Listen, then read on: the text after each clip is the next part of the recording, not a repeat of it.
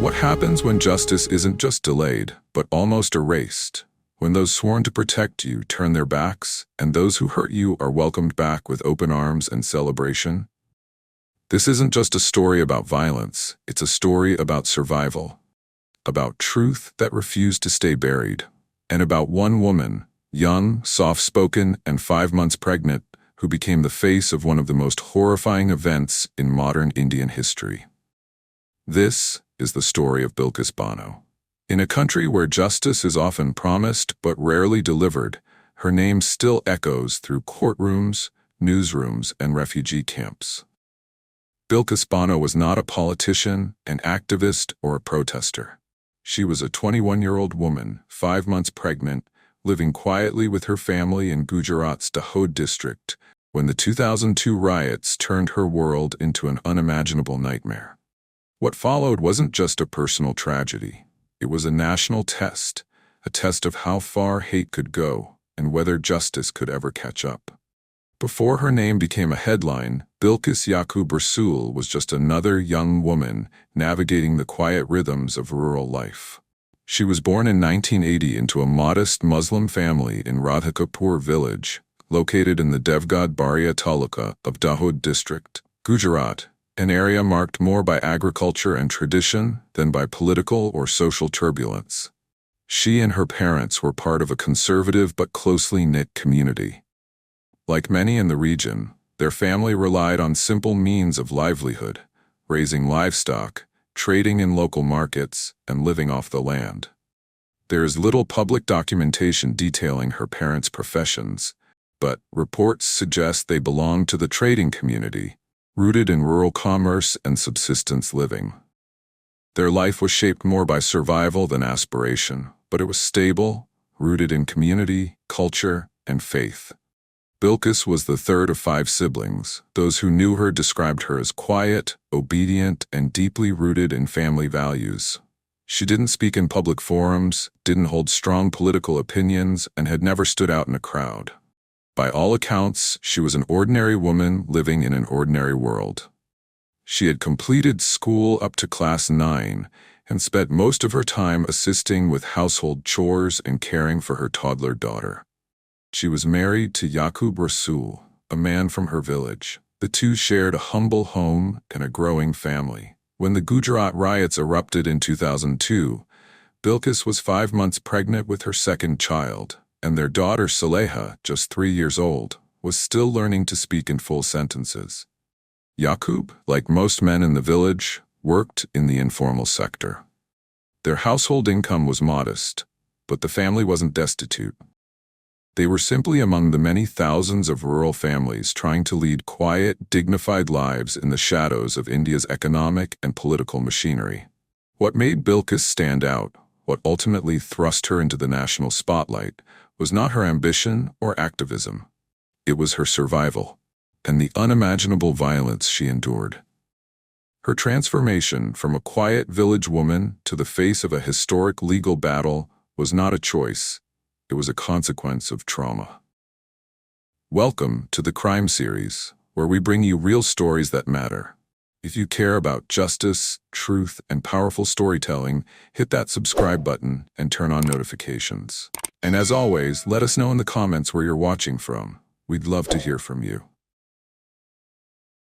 To understand what happened to Bilis Bano, one must first understand what happened on February 27, 2002, at the Godhra railway station in Gujarat. It was an incident that changed the state and the nation forever. That morning, coach S6 of the Sabarmati Express caught fire shortly after pulling out of the Godhra station. The train was carrying Hindu pilgrims, including women and children, many of whom were returning from Ayodhya, the disputed religious site where a Babri Masjid once stood and where a Ram temple was being actively advocated by right-wing groups. In the fire, 59 people were killed, including 27 women and 10 children. The blaze consumed the coach rapidly, and survivors described scenes of chaos and horror, bodies burned, cries for help silenced by smoke and heat. Within hours, the news of the fire spread across Gujarat. The cause of the fire became an instant point of political and communal tension. Initial reports suggested Muslim mobs had set the coach ablaze, an allegation that, though contested, was quickly seized upon by political leaders and media outlets. The Nanavati Commission, a special investigative body set up years later, concluded that it was a premeditated attack by a mob of Muslims. However, several human rights groups and independent investigations questioned the veracity of that finding, suggesting that the fire may not have been planned, and that evidence may have been manipulated to frame it as such. Regardless of the truth, the public perception was already formed. The narrative that Muslims had deliberately burned Hindu pilgrims alive spread like wildfire, fueled by local politicians, sensationalist media, and community leaders who framed the event as a direct assault on Hindu identity. What followed was not spontaneous grief. It was coordinated retaliation. In towns and villages across Gujarat, including Ahmedabad, Vadodara, and Dahod, mobs began organizing almost immediately. These were not random crowds. Reports and investigations later revealed that voter rolls, municipal records, and neighborhood maps were used to identify Muslim homes, businesses, and families. The violence was targeted. In many cases, the mobs were allegedly linked to right-wing Hindu nationalist organizations, including Vishwa Hindu Parishad, VHP, and Bajrang Dal, both of which were active in Gujarat and had deep grassroots connections. While these groups have denied direct involvement, witness testimonies and fact-finding missions pointed toward their role in mobilizing and facilitating the mobs. Survivors reported that police officers sometimes stood as attackers committed mayhem. The retaliation was brutal and methodical. Muslim homes were set on fire. Mosques were vandalized. Men were lynched. Women were raped in front of their families, then killed. The little ones were not spared. Petrol bombs, acid, and swords were common weapons. In some areas, police wireless messages were ignored and calls for help went unanswered. Hospitals turned into morgues. Refugees fled to makeshift camps. Entire neighborhoods were flattened. Over the following weeks, more than 1,000 people were officially declared dead, though independent estimates suggest the number could be far higher. The majority of the victims were Muslims. More than 150,000 people were displaced, many never to return to their homes. The state's response, or lack thereof, was condemned both nationally and internationally. Narendra Modi, then Chief Minister of Gujarat, came under intense criticism for failing to control the violence, with multiple reports accusing his administration of inaction or complicity. Modi denied the allegations, and the Supreme Court later cleared him of direct involvement due to lack of prosecutable evidence. But the political and social damage was already done. In this violent wave of revenge and impunity, families like Bilis Bano's were forced to flee. They were not involved in the Godhra incident. They were not political figures or activists. But their identity, Muslim, was enough to mark them for death. Bilis, 5 months pregnant and clutching her 3-year-old daughter, left her village in Devgad Baria with 16 members of her extended family, according to reports. The group's initial plan was to reach a nearby town or village where they might find temporary shelter or be able to blend in. But that hope quickly faded. News of Muslims being targeted had reached even the remotest corners, and entire districts were simmering with rage. The roads were dangerous. Mobs were stopping travelers, checking identities, and targeting people based on their beliefs. For the next couple of days, Bilis and her family moved intermittently, hiding during the day and walking at night. They avoided main roads and stayed off known paths. They sometimes sought cover in farms, dry riverbeds, or near forested patches, hoping to stay unnoticed. According to accounts later submitted, the group often split up briefly to scout ahead. They were physically exhausted and mentally traumatized, but they believed that if they could just get a little farther, they might find a safe place. On March 3, 2002, after traveling for nearly 3 days and crossing multiple village boundaries, the group reached the outskirts of Chaparvad village in Limkheda Taluka. This area was still within Dahod district, Gujarat, but was remote and surrounded by shrubland and open fields. Believing they were finally far enough from the major flashpoints of violence, the family decided to rest. They were out in the open, in what appeared to be an isolated clearing. No homes or buildings were visible nearby, just low-lying bushes, scrubby trees, and dry farmland. It seemed like a quiet, safe place to pause, but they had been seen. Unknown to them, some locals had spotted their movement and identified them as fleeing the violence. Word spread. Around midday, a mob of approximately 20 to 30 men arrived at the field. If you found this story compelling and appreciate the way we bring real-life cases to you, hit that subscribe button and turn on notifications so you never miss an update. Your support helps us continue to uncover the truth and share these important stories. Like, share, and let us know your thoughts in the comments below. Let's keep the conversation going. Some were armed with swords, rods, and sticks. Others carried farming tools. What made this moment more chilling is that many of the attackers were known to the victims. People from nearby villages, even acquaintances. Survivors later testified that the attackers identified Bilis and her relatives by name. This was not spontaneous fury. This was a group acting with knowledge and with intent. What followed was a brutal assault that lasted nearly an hour. Multiple family members were attacked and unalived on the spot, including young ones. Bilis's 3-year-old daughter, Saleha, was violently killed in front of her eyes. The child was snatched from her arms and thrown to the ground with force, sustaining fatal injuries. Several female members of the group were sexually assaulted, including Bilis herself, who was assaulted by a gang. The attack was systematic and carried out in full view of the surviving family members. Once the violence subsided, the mob left, believing everyone in the group was dead. But Bilis had survived. Bruised, bloodied, and disoriented, she lay unconscious in the field for several hours. When she awoke, she was alone. She had no idea who among her family was still alive. Her clothes were torn, her body bore the marks of assault, and the field was littered with signs of violence. In a state of shock, Bilis managed to cover herself with discarded clothing. Despite internal injuries and severe trauma, she walked for hours across open land before eventually reaching a nearby village, where a local woman took her to a home for shelter. The next day, she was taken to the Her Bqby police station to report what had happened. When Bilis Bono walked into the Her Bqby police station on March 4, 2002, just one day after the massacre, she did not come seeking vengeance. She came with the belief that the law would protect her, that the truth she carried in her bloodied clothes and trembling voice would be enough. But what she encountered was not justice. It was silence. Her first information report, FIR, was recorded, but critically flawed. Several of the names she gave were omitted. Her detailed account of rape and murder was downplayed.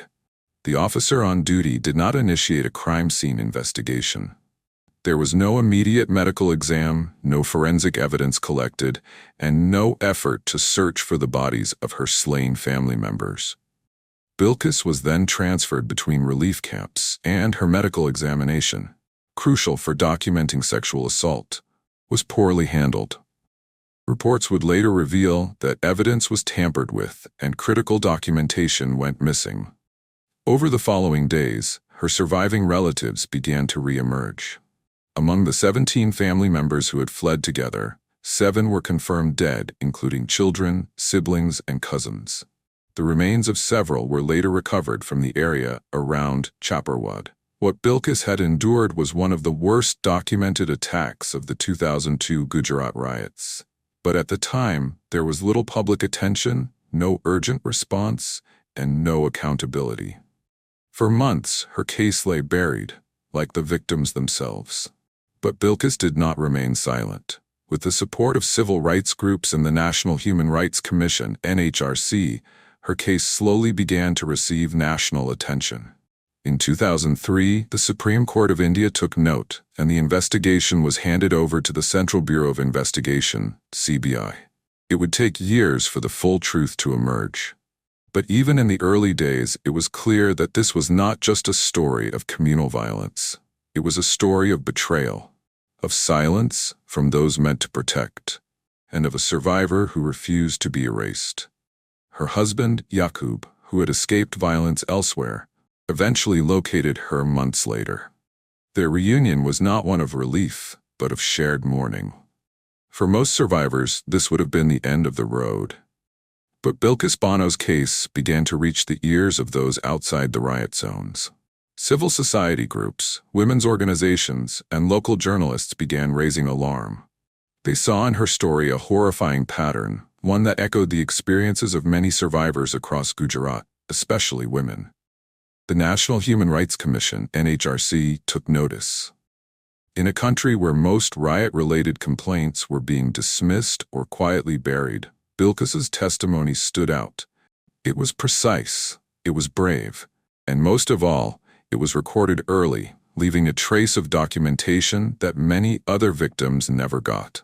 After more than a year of mounting pressure, on December 12, 2003, the Supreme Court of India ordered a new investigation. The case was formally handed over to the Central Bureau of Investigation, CBI. The CBI's entry marked a turning point. When investigators visited the site of the attack near Chaparwad, they found that the field had never been treated as a crime scene. Bones and burnt clothing were still scattered across the area. Graves were shallow. Remains had not been identified. No evidence had been catalogued. Forensic teams began the process of exhuming human remains and collecting biological samples for DNA testing. The charred bones of little ones, jewelry embedded in the soil, clothes half buried beneath the earth. Each item, each fragment, began to tell the story that the system had tried to erase. Meanwhile, the CBI uncovered serious lapses by local authorities. Medical records from the first examination of Bilis were found to be incomplete or altered. Officers who had first responded to her complaint admitted to ignoring standard procedures. In some cases, evidence had been deliberately suppressed. Witnesses had not been interviewed. Postmortems had been signed off without full examination. It was no longer just about what had happened in the field. It was about what hadn't happened after. One police officer admitted to not preserving the scene because he was told not to escalate things. A local doctor confessed to signing off on a medical report without conducting a proper examination. The CBI now had to rebuild the case from scratch. They conducted over 300 interviews. Survivors were relocated and given police protection. Witnesses who had previously stayed silent out of fear began to speak, some of them for the first time. Forensic science, survivor memory, and legal determination all began to converge. The findings were clear. What had happened on March 3, 2002 was not just a riot-related casualty. It was a targeted, premeditated attack. And what followed was a systemic attempt to bury the truth. By 2004, the weight of Bilis Bano's case had grown beyond a personal tragedy. It had become a national test of India's justice system, of witness protection, and of whether survivors of communal violence could ever truly find redress.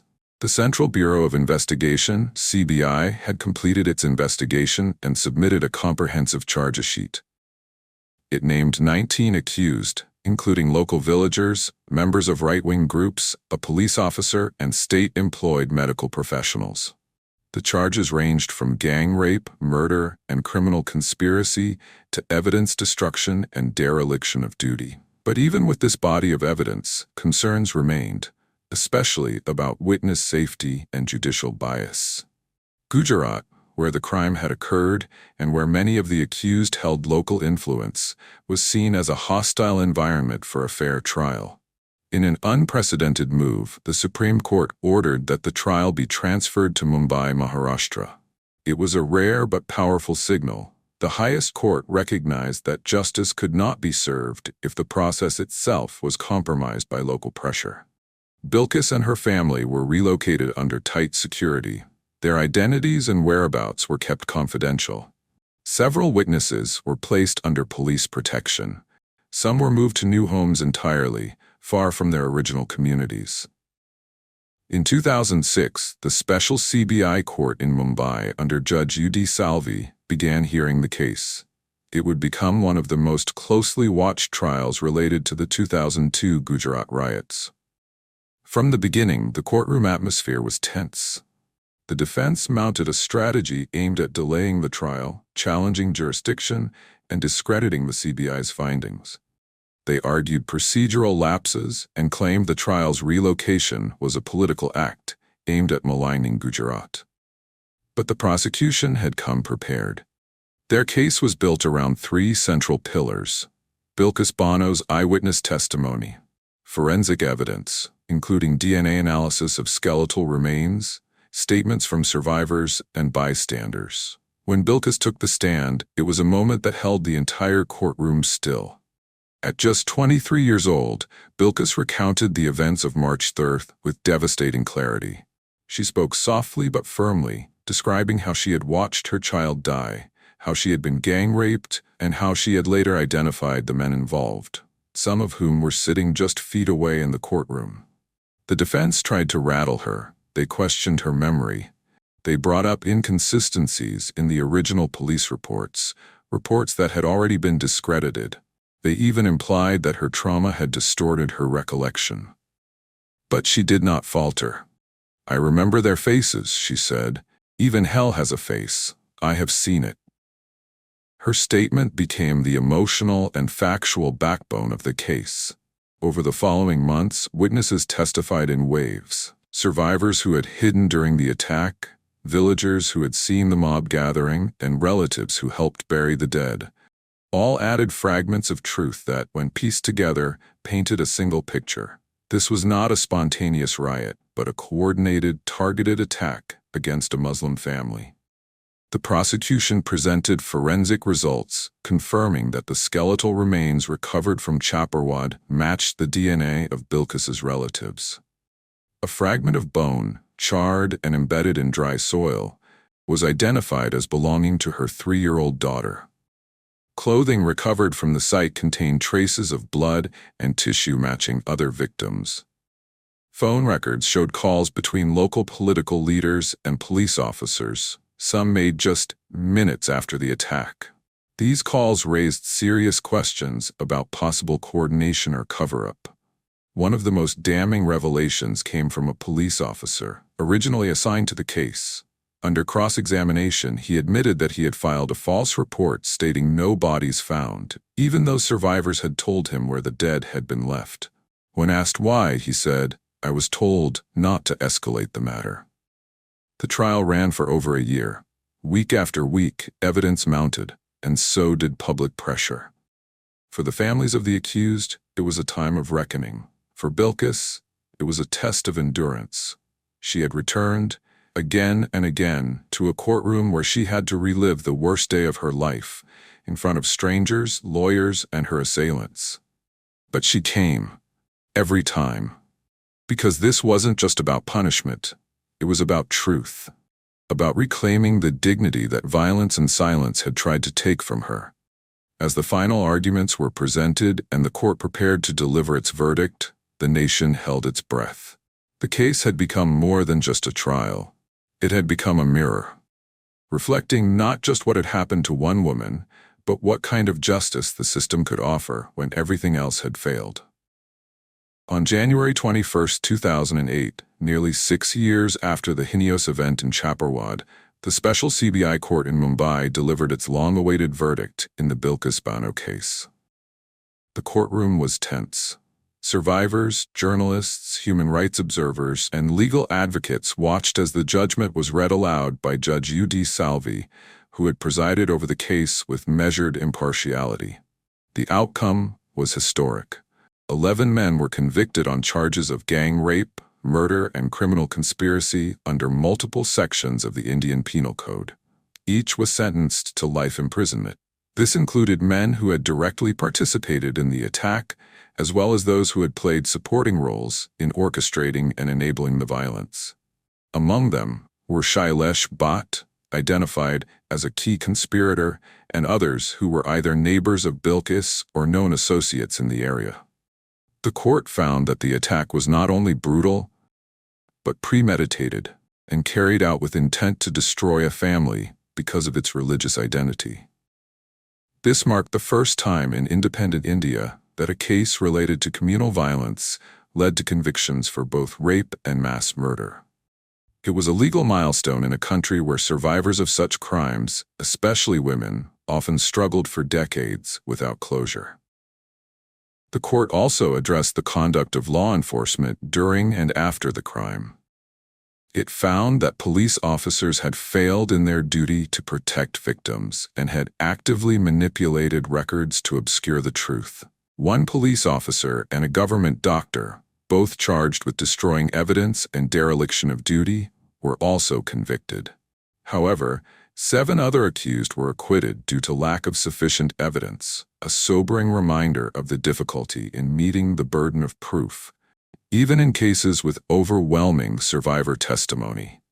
For Bilis Bano, who had attended every hearing and stood face to face with the men who had torn her life apart, the verdict was more than just legal vindication. She wept quietly in court, not from fear or pain, but from relief.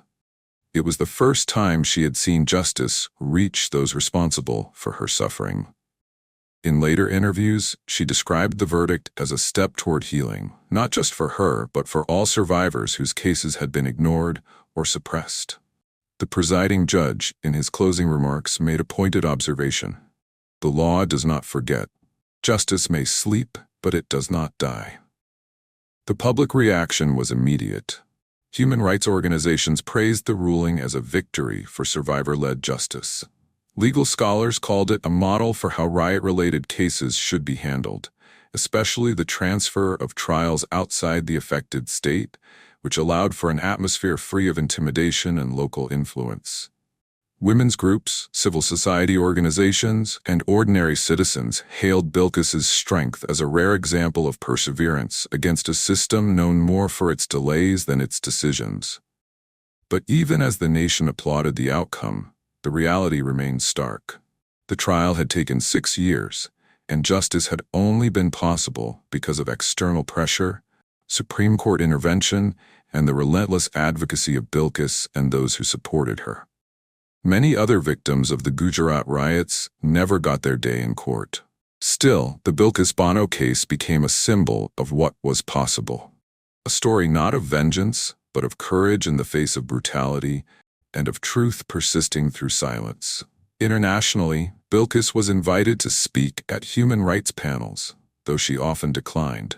She was honored privately by women's organizations and recognized by advocacy groups that worked in conflict zones.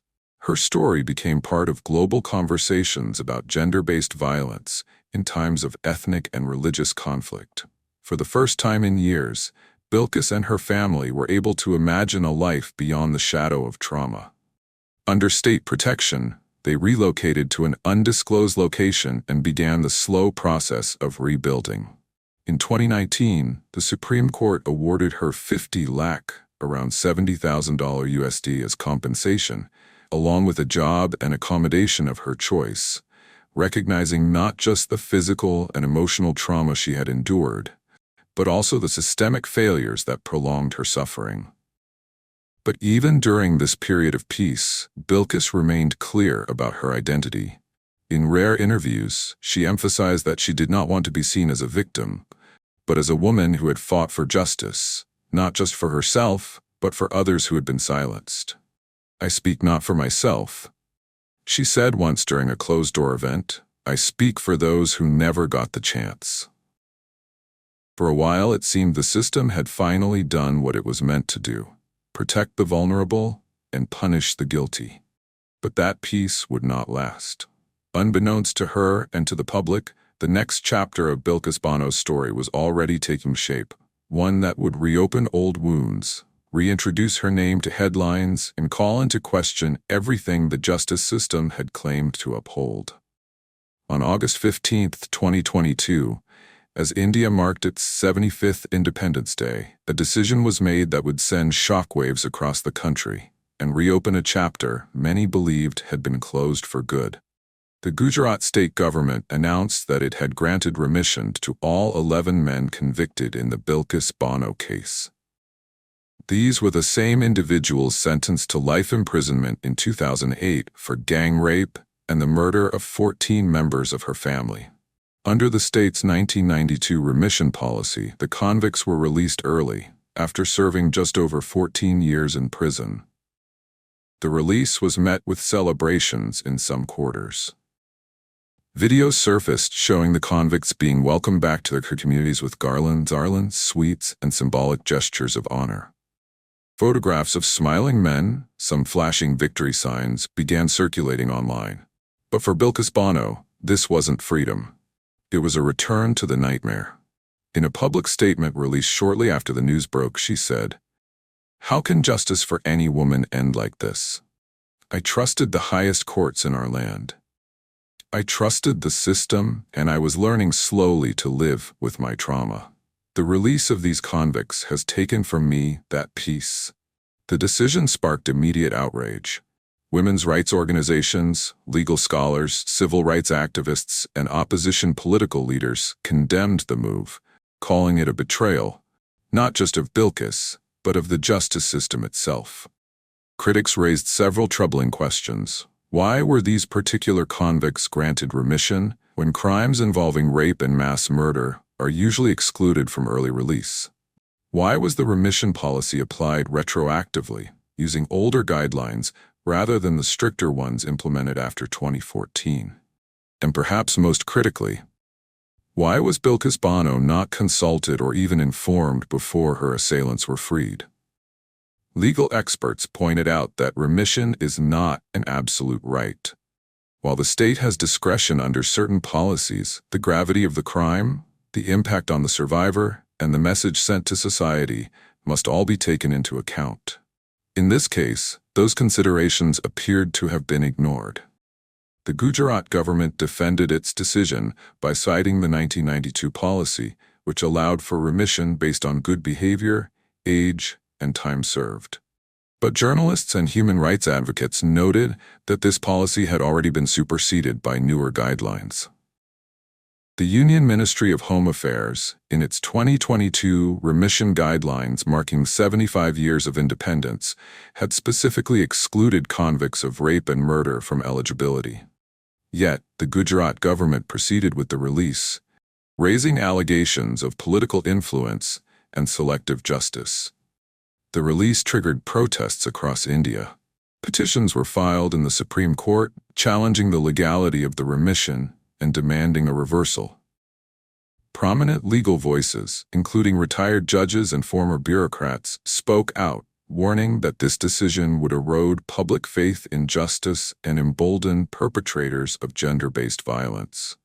The emotional and psychological impact on Bilis was immediate and profound. After years of rebuilding her life in anonymity, she was once again forced to relocate for her safety. Reports indicated that her family had to move multiple times in the weeks following the convict's release, fearing retaliation or targeted harassment. What had once been hailed as a landmark victory now felt like a fragile illusion. In many ways, the release of the convicts didn't just reverse a legal judgment, it reopened a wound, one that had taken years to begin healing. The very system that had once protected Bilis had now failed her in the most public way possible. The remission sent a chilling message that even the worst crimes can be erased with time, paperwork, and influence. If this story moved you, don't let it end here. Subscribe to the Crime series for more real stories that the world should never forget. Like the video, share it with someone who needs to see it, and drop a comment. And most importantly, let's keep the conversation alive, because when we stop talking, silence wins. Thank you for watching.